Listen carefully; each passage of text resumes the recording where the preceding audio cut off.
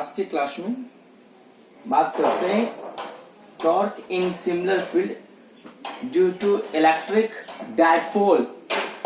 समरूप क्षेत्र में द्विध्रुव के कारण बल आघूर्ण। प्रीवियस वीडियो में आपने देखा था कि टॉर्क क्या होता है, टॉर्क कैसे जनरेट होते हैं, टॉर्क को कैसे कैलकुलेट करते हैं। और आज के क्लास के वीडियो में देखेंगे कि ये जो टॉर्क होता है, ये जो बल आघूर्ण होता है, इसकी वैल्यू सिमिलर फील्ड में डायपोल के कारण कैसे कैलकुलेट करेंगे।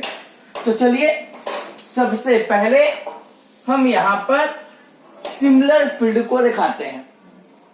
और ये सिमिलर फील्ड क्या होते हैं, तो आप लोग को बताए थे सिमिलर फील्ड की पहचानने की तरीका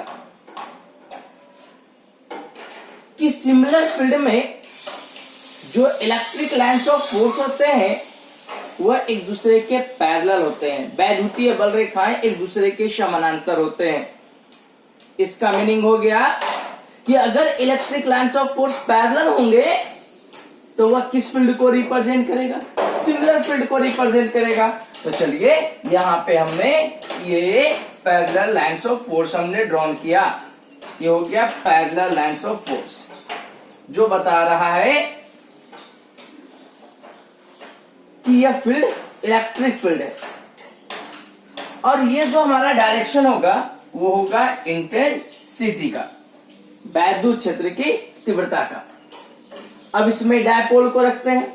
तो चलिए ये हमने लिया कि कोई एक डायपोल है। यहां पे हमने चार्ज रखा प्लस क्यू, यहां पे हमने चार्ज रखा माइनस क्यू। और डायपोल जब है तो दोनों का बीच का एक डिस्टेंस होगा shortest distance, and that is the 2L। ये एक डिफिनिट एंगल पर होंगे। ये एंगल हमने लिया theta. This is the point A and this is the point B.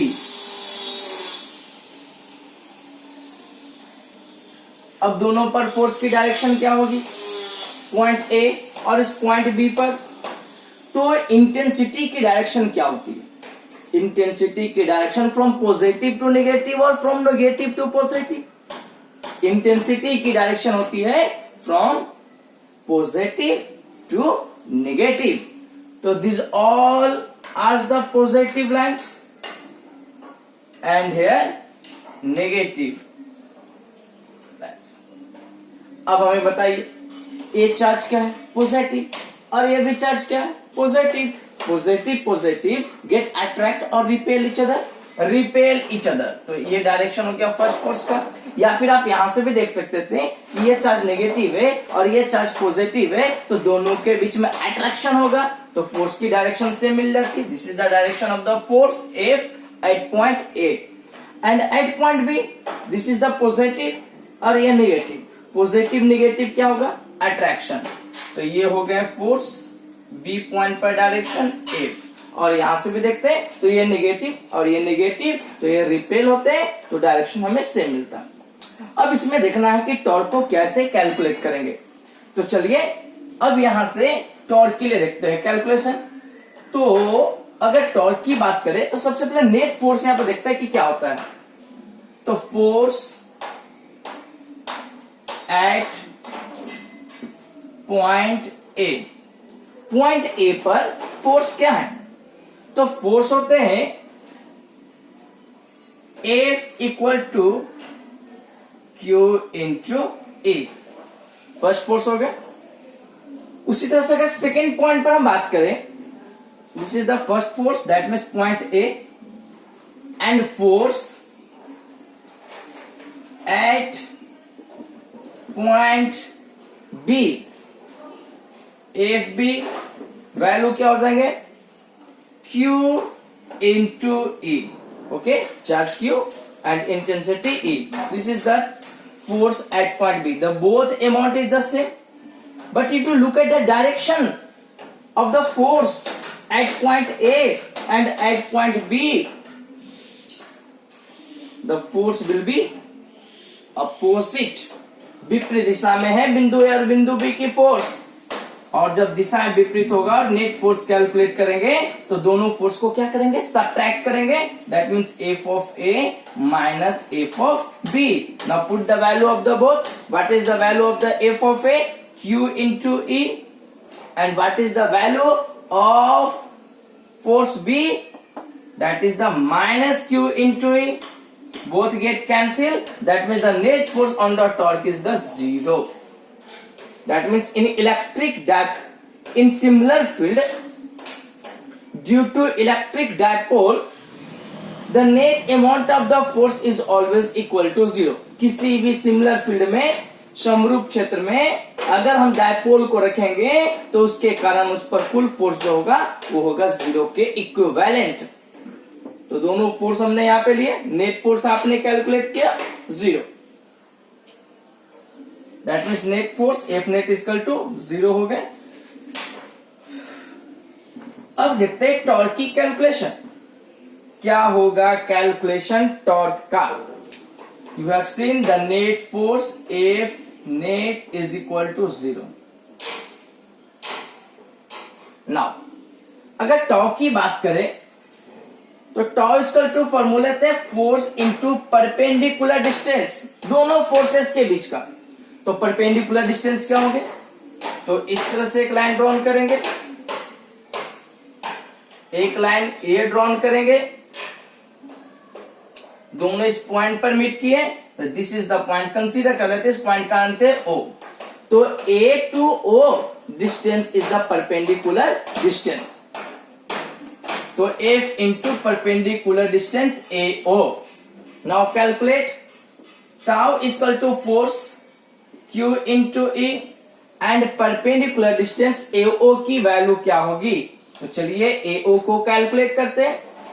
तो यहां पे देख रहे हैं कि एक राइट ट्रायंगल का फॉर्मेशन हो रहा है, AOB एक राइट ट्रायंगल है, और इस राइट ट्रायंगल में हमें AO की वैल्यू कैलकुलेट करने हैं। तो this is the hypotenuse H और वैल्यू क्या निकालना है इसकी, and this is the perpendicular P। P और H के बीच में किस ट्रिगोनोमेट्रिकल रेशियो के बीच रिलेशन होता है, साइन, कॉस और tan। Sine, that means you got in the from the right triangle AOB sine theta is equal to perpendicular, that means AO by hypotenuse, that means AB which value is 2L, you got AO is equal to 2L sin theta. Now put the value of the AO here, tau is equal to Q into E, AO की value हो गए 2L sin theta।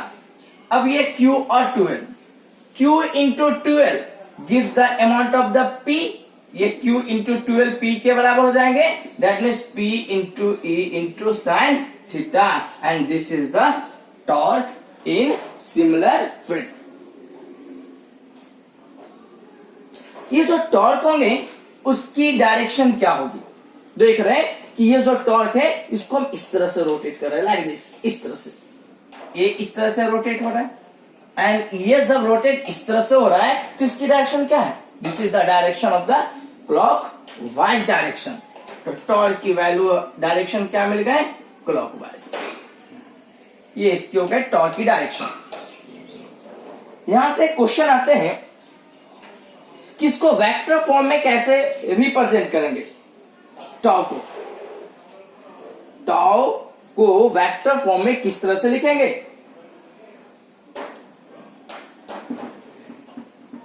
बताइएगा। Tau vector equal to P vector cross E vector, और tau vector equal to E vector cross P vector. दोनों में कौन से correct है, P vector cross E vector और E vector cross P vector. चलिए देखते हैं डायरेक्शन को। आप लोगों ने वेक्टर में 11th में डील किया होगा कि A cross B equal to AB sine theta, but A cross B never equal to the B cross A। दोनों अलग अलग डायरेक्शन को देंगे, वैल्यू सेम देंगे, वैल्यू में ए भी आपका वैल्यू पी साइन थीटा, ए भी वैल्यू आपका P sine theta, both the value will be same, but direction देखेंगे तो P क्रॉस E और E क्रॉस P की डायरेक्शन डिफरेंट होंगे, अलग अलग होंगे। तो क्या होंगे देखते हैं, which one is the correct. चलिए सबसे पहले बात करते हैं टॉर्क का। अगर इस टॉर्क की बात करें तो इसकी डायरेक्शन क्या है, क्लॉकवाइज। चलिए E और P, E कहाँ है ये और P कहाँ है ये, तो ये हमारा है E, this is the direction of the intensity and this is the direction of the P। अब E cross P, that means E को आपने किधर ले गया, P की ओर।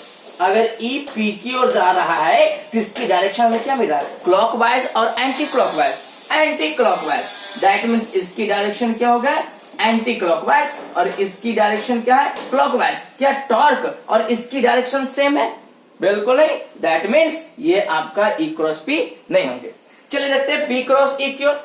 अगर टॉर्क की बात करें तो this gives the direction of the clockwise, ये था ना, क्लॉकवाइज घूम रहे थे, इस तरह से रोटेट हो रहे थे, ये टॉर्क जनरेट कर रहा था इस तरह से घूम करके, दैट मीन्स ये क्लॉकवाइज है। अब देखते हैं P क्रॉस E को। तो चलिए ये हमारा P है और ये E है, तो P किसकी ओर जा रहा है, E की ओर, तो ये P जा रहा है हमारा E की ओर, इंटेंसिटी की डायरेक्शन की ओर। अब इसकी डायरेक्शन देखा जाए, ये क्लॉकवाइज और anti clockwise, clockwise, that means ये भी हमारा डायरेक्शन क्या मिल गया, क्लॉकवाइज। तो टॉर्क की डायरेक्शन भी क्लॉकवाइज और P क्रॉस एक E की डायरेक्शन भी क्लॉकवाइज, दैट मीन्स दोनों की डायरेक्शन क्या है, same. That's why you can say that tau vector equal to क्या हो जाएंगे, P vector cross E vector. तो दिस इज द